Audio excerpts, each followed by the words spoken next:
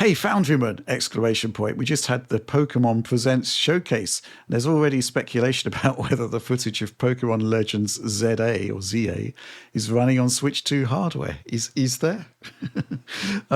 Personally, I'm skeptical, but I'd love to hear your analysis. How does the game look overall from a technical perspective, and do you see any indications that it might be running on next-gen hardware rather than the current Switch?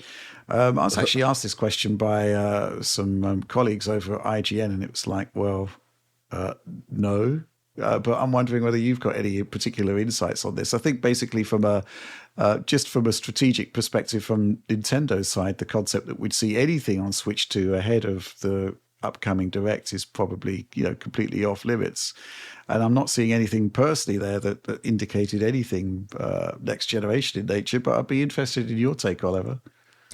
Yeah, so I would say this is definitely not Switch 2.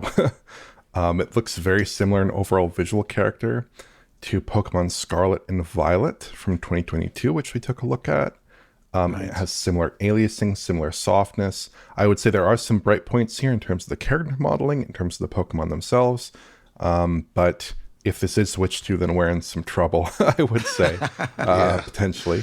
But I do think this looks better than Pokemon Scarlet and Violet, just because, in part, I think that they're dealing with more restricted view distances and more artificial environments, and just the ability to break up that kind of scenery is giving them a bit of a better looking title in the end here. Because one key issue with Pokemon Scarlet and Violet was just all the texture tiling that you saw, and the very restricted detail at a distance, and the severe pop-in, and also some very poor performance that came as a result of having such a large open world. Now, in this case, in this footage, it's mostly 30 FPS. There are a couple of frame rate drops here, which may indicate the game is still stressing that system quite a bit here, but it does look like it's running at a more consistent level. Now, we'll have to see the final game, of course, for more detail there. But I think a lot of this just comes from the fact that they are targeting a city environment instead of this more open world environment with some city areas, but mostly kind of these grassy plains and things like that.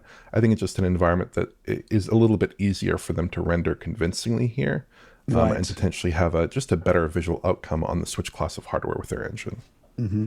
Did you ever go back and check the last Pokemon game? Because obviously it launched in a bit of a state and there was talk of improvements, but I think every time I've asked you about it, it hasn't really improved much at all. I've been checking it periodically since launch, and every time I've taken a look at it, it's come back with like very similar performance metrics. I think at worst it's like 20 FPS pretty frequently, just in open world traversal around some of the city areas in particular. Those tend to suffer a lot, so it's not really meaningfully improved since launch. They do talk about performance improvements, but in my experience, there's at best a very minimal improvement, if one at all.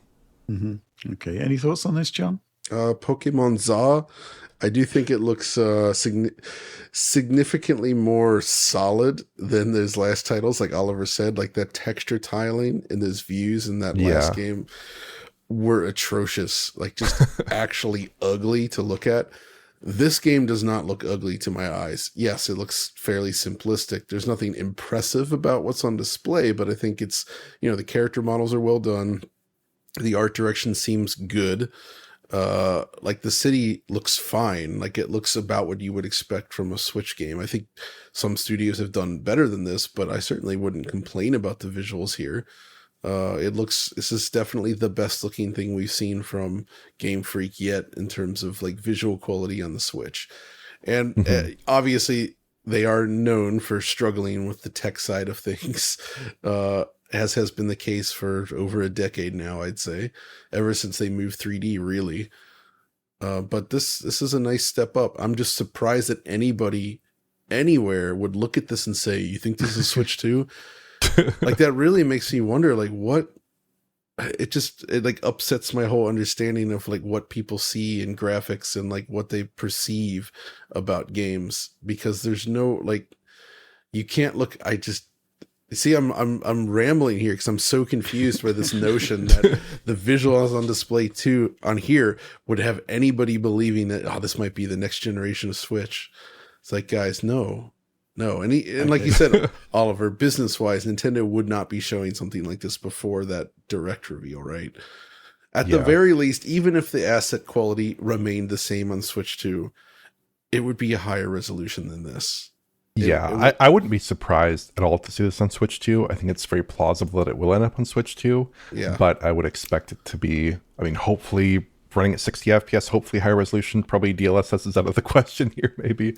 But, I mean, you know, better showing there for sure. Just keeping the art as is and just cleaning it all up as if it were a PC game, I think would be enough to make it perfectly fine on Switch 2. Yeah. If I am going to dig into them for anything in particular with this trailer, just looking through it now, it's that the building facades are very flat. It's just textures. If you notice that. It's just textures. That is not super positive. And I think even just looking through this footage, which obviously has some somewhat controlled camera angles and gameplay, it's super evident that these buildings are just totally flat as a board here. So that is unusual relative to other open world titles on Switch. This will be interesting to see how that looks in the final title, but that is something that does stand out here relative to a lot of other games that would be of a similar level of graphical accomplishment and scope. I think is just that flatness of the building terrain. Maybe it's part of the story. I don't know. Yeah. Well, the release date is slated for late 2025, so one would expect that to some degree there has to be some level of Switch 2 support, even if it is just making this look and run a bit better.